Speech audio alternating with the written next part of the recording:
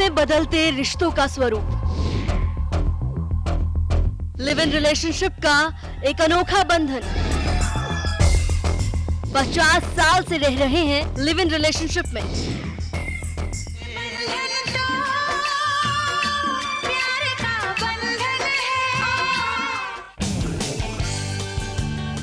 बदलते वक्त के साथ समाज बदल रहा है, रिश्तों की परिभाषा बदल रही है और इन बदलते रिश्तों में एक रिश्ता ऐसा भी है जिसे लोग लिव इन रिलेशनशिप कहते हैं।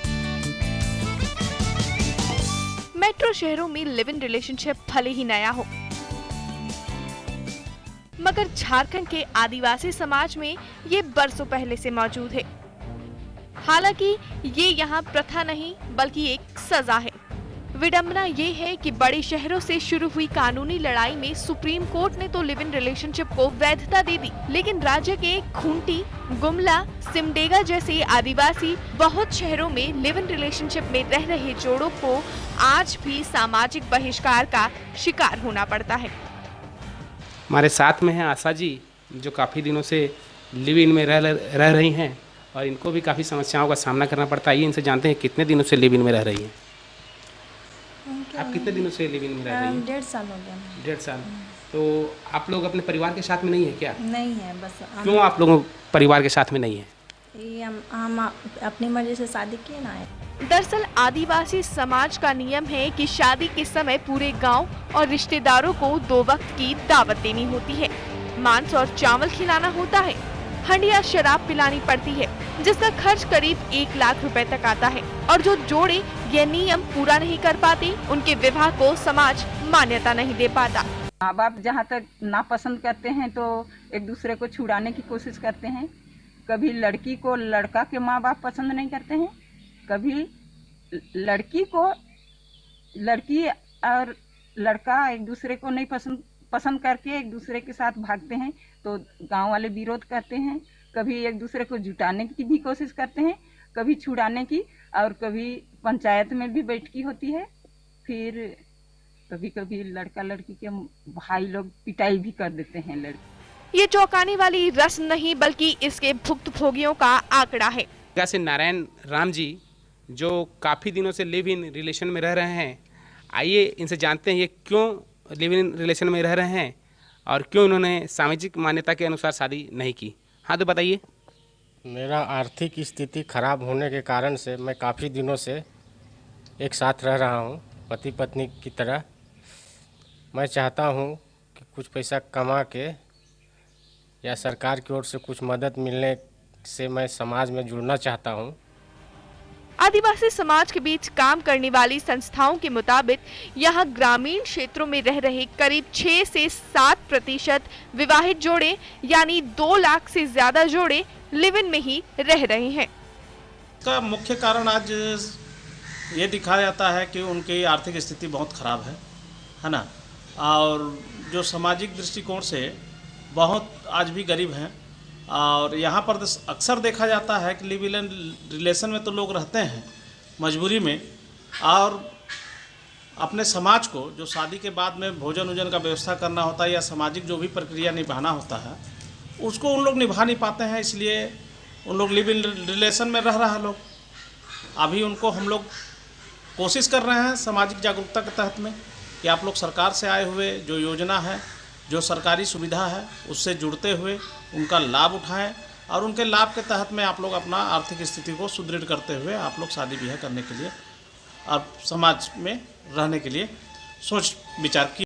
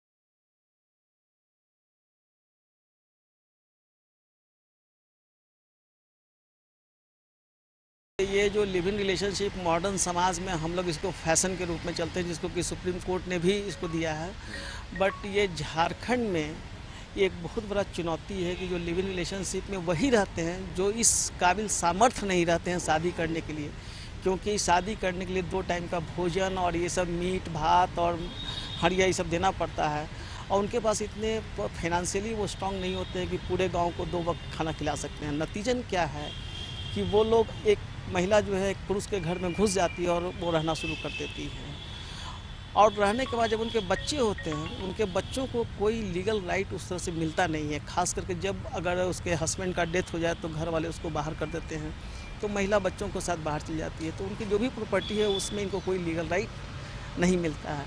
जब हम लोगों ने इसका जब शुरुआत किया था तो उनके समाज से ही काफ़ी विरोध शुरू हो गए थे, और ये स्वाभाविक था कि जो उनकी परंपरा चल रही थी उस परंपरा से हट के हम लोग काम कर रहे थे। तो इसके लिए हम लोगों ने काफ़ी उनके जो बुद्धिजीवी लोग थे, जो उनके नेता थे, उनसे बातचीत किया। इधर काफ़ी बातचीत दौड़ती करने के बाद एक सहमति बनी। तो फिर हम लोगों ने ये भी कहा था कि उसमें कुछ लोगों का क्वेश्चन था कि कोई मुस्लिम है, कोई हिंदू है। हम लोग कि हम मुझे हिंदू और मुस्लिम से मतलब नहीं है या क्रिश्चियन से मतलब नहीं है, जो भी है जिनका तरीका से शादी होता है उसी तरीके से शादी उनका कराएंगे, बट सामूहिक कराएंगे ताकि सबको खाना भी खिलाएंगे और हमको एक्स्ट्रा बर्डन नहीं पड़ेगा। तो जो हिंदू थे उनको हिंदी सरना विधि से करवाया, जो क्रिश्चियन थे उनके लिए फादर को बुलाए थे, और जो मुस्लिम थे उनके लिए, मुस्लिम तो कम थे, नहीं के बराबर थे, तो हम लोग क्रिश्चियन और सरना दोनों का अलग अलग मंडप बना के और उनका क्रॉस वगैरह जो भी होता है, जो उनका जो शादी करने की जो व्यवस्था है उसी व्यवस्था से हमने शादी कराया। और नाउ शादी कराने के उपरांत उनको हम लोग ने मैरिज सर्टिफिकेट, ब्यूरो से हम लोग ने मैरिज सर्टिफिकेट भी उन लोगों को उपलब्ध कराया ताकि भविष्य में इनको कोई दिक्कत नहीं।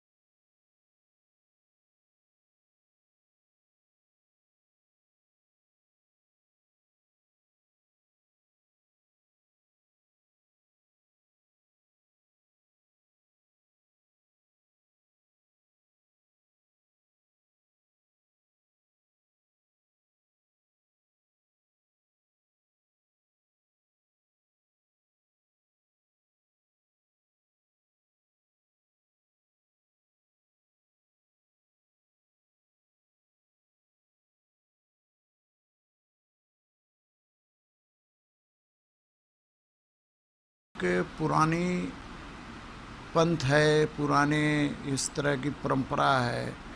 अब देखिए, मैं इस पर बहुत कुछ नहीं बोल सकता, लेकिन ये आज के समय प्रासंगिक नहीं होना चाहिए, क्योंकि कोई भी जुआ है या जुती है, अब भोज नहीं देने के कारण लिव इन रिलेशन में रहना कतई आज के समाज के लिए अच्छी बात नहीं है,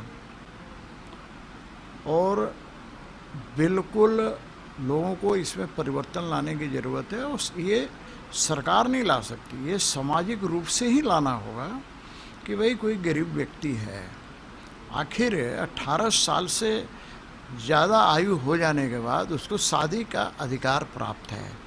वैसी स्थिति में बिना जो एक सामाजिक बंधन है उसमें बंधे हुए यदि कोई लिव इन रिलेशन में रहता है तो कहीं ना कहीं इससे एक गलत संदेश भी जाता है और एक समाज के लिए भी अच्छी बात नहीं है। इसलिए इस परंपरा को समाप्त कर देना चाहिए कि भाई शादी करे तो भोज दे। मैं तो इस बात का भी विरोधी हूँ कि आज के दिन समाज के अंदर मैं देखता हूँ कि पैसे वाले लोग अनाप शनाप पैसे भोज के ऊपर खर्च करते हैं, बड़ी बड़ी पार्टियां देते हैं, एक एक प्लेट की कीमत हज़ारों रुपए होती है, लेकिन वो हज़ारों रुपए की कीमत वाली प्लेट का पैसा जो खर्च होता है लाखों रुपए, करोड़ों रुपए, अब जिनके पास पैसा है वो प्रदर्शन करते हैं, तो वो पैसा यदि गरीबों में दिया जाए, अनाथालय को दिया जाए, हमारे दिव्यांग भाई के बीच दिया जाए, या गरीब बेटियों की शादी में खर्च की जाए तो अच्छी बात होगी। लेकिन अपना एक समाज के अंदर ये साबित करना चाहते हैं कि हम बहुत पैसे वाले हैं, हमारे पास बहुत पैसा है, इसलिए हमारे अनुसूचित जाति जनजाति के अंदर यदि ये सब बातें आती हैं कि भाई गरीब है, तो गरीब होना कोई बहुत बड़ा पाप नहीं है। इसमें बिल्कुल ये बात तो होनी ही नहीं चाहिए, बल्कि लोगों को बिना तिलक दहेज का ही शादी कर देना चाहिए ताकि वो अपना सुखी जीवन यापन कर सकें। ये परंपरा समाप्त होनी चाहिए। दुगनी कही जाने वाली ये महिलाएं सिंदूर नहीं लगा सकती हैं, लोहे या लाख की चूड़ियां नहीं पहन सकती, यहाँ तक कि वे पूजा पाठ में भी शामिल नहीं हो सकती। गांव के मर्द और महिलाएं उन्हें हिकारत भरी नजरों से देखती हैं और ऐसी महिलाओं को गांव की औरतों के साथ बोलने और हंसने पर भी पाबंदी रहती है। 6 साल हुआ। अच्छा, फिर क्या हुआ? उसमें घर के देने के लिए नहीं चाहता था, फिर से आने के लिए चाह रही थी लड़की। अच्छा, वहाँ पर वही चलते झगड़ा वगड़ा हो गया। किससे झगड़ा हुआ? लड़की वाला से? हाँ, माँ बाप से। फिर से थोड़ा सा देने के लिए हो गया राजी हो गया। अच्छा, फिर शादी दी।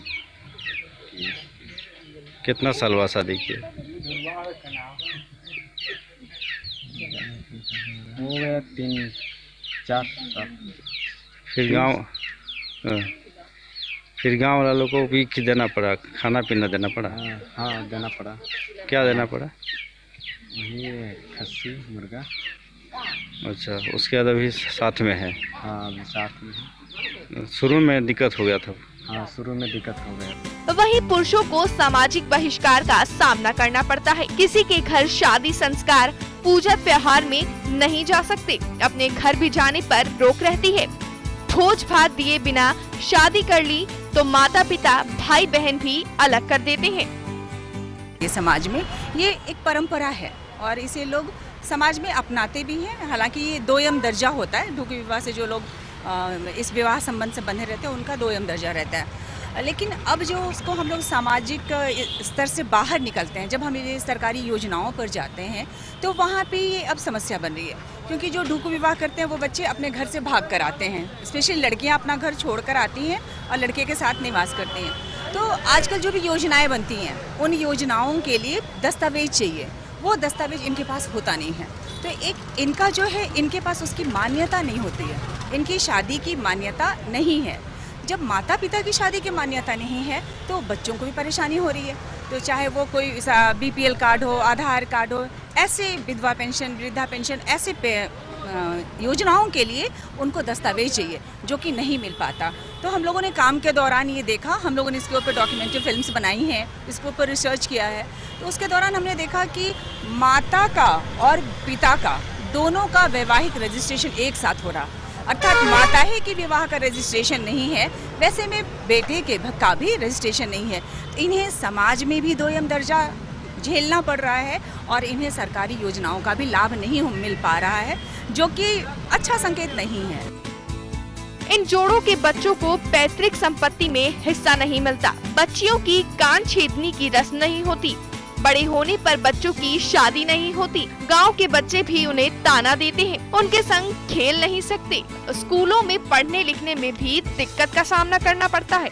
ऐसे जोड़ों का अंत भी दुखद होता है। लिव इन में रहने के दौरान जोड़े में से किसी की मौत हो जाए तो उन्हें गांव में 2 गज जमीन नहीं मिलती, शव को गांव के सार्वजनिक कब्रगाह से अलग बाहर दफनाया जाता है। कब्र पर पारंपरिक पत्थर गड़ी करने की भी मनाही होती है। लेकिन सोचने वाली बात है कि समाज के ये कायदे जो बरसों से नहीं बदल रहे, जो आदिवासी समुदाय के हजारों युवाओं को सामाजिक दर्जा देने से रोक रहे हैं। समाज में तो कोनो परेशानी नहीं है, हमरे अपने शादी बिहार में माँ बाप मन तो शादी बिहार नहीं करब, हमें अपन से शादी बिहार अपन मन पसंद से है। अच्छा, तो ठीक है, परिवार में सब ठीक है। कितना दिन से हो गया शादी हुआ? 50-60 साल हो गया। अभी कोई दिक्कत नहीं है? दिक्कत शुरू में दिक्कत हुआ? शुरू में क्या दिक्कत हुआ? माँ बाप पसंद नहीं करते रहे, जरा अपन से है शादी करना। अच्छा, ये तो अपने से है पता। फिर समाज में मिसाया आप लोग को? हाँ, मिसाला है। लिव इन में रहने वाले मर्दों को सम्मान नहीं मिल पाता, उनके बच्चों को अधिकार नहीं मिल पाया और महिलाएं जिन्हें समाज ने दुखनी बना दिया, मौत के बाद दफन करने के लिए गांव में 2 गज जमीन नहीं मिलती।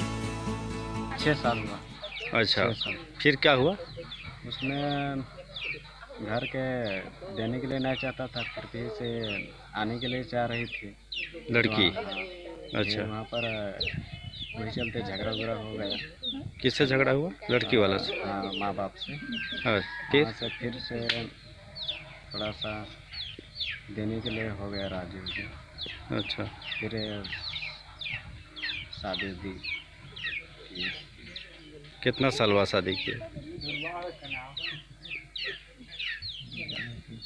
हो गया 3-4 साल। फिर गांव वाला लोगों को भी देना पड़ा, खाना पीना देना पड़ा? हाँ, देना पड़ा। क्या देना पड़ा? ये खस्सी मुर्गा। अच्छा, उसके बाद अभी साथ में है? हाँ, अभी साथ में है। शुरू में दिक्कत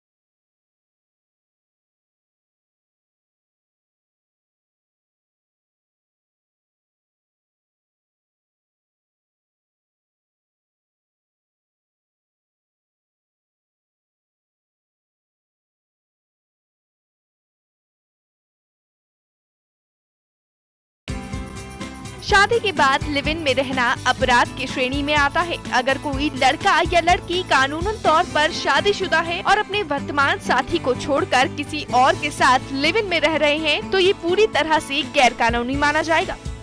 लिव इन रिलेशनशिप में रहते हुए अगर बच्चे हो जाते हैं तो उनके भी विशेष अधिकार होते हैं।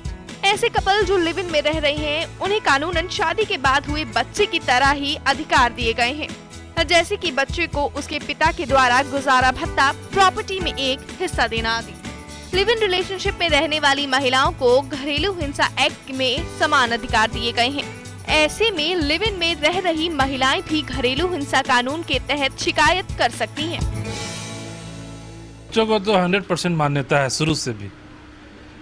बच्चों को हिंदू लॉ के अंतर्गत हिंदू सक्सेशन एक्ट में अगर कोई अवैध संतान है, इलेजिटिमेट सन या डॉटर है, उसको लेजिटिमेट जो कानूनी रूप से जो अपना सन और डॉटर है उसके इक्विवेलेंट राइट है प्रॉपर्टी में, तो उसका मान्यता तो पहले से भी था, अभी भी है और रहेगा। हाँ, चाहे कोई भी हो समाज में हो।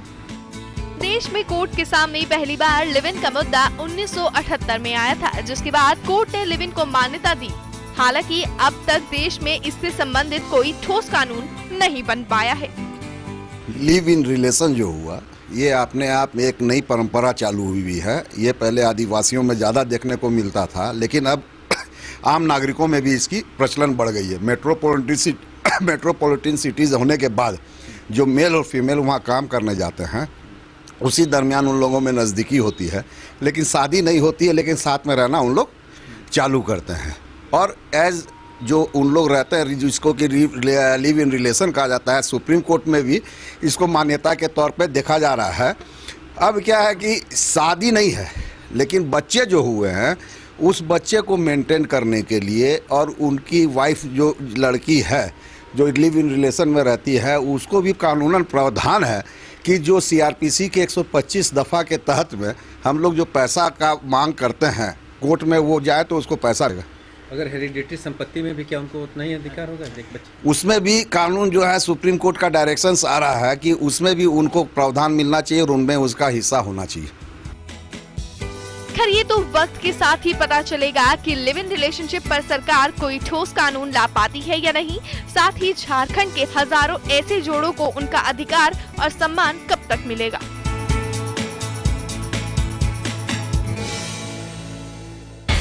समाज में बदलते रिश्तों का स्वरूप। लिव इन रिलेशनशिप का एक अनोखा बंधन। 50 साल से रह रहे हैं लिव इन रिलेशनशिप में।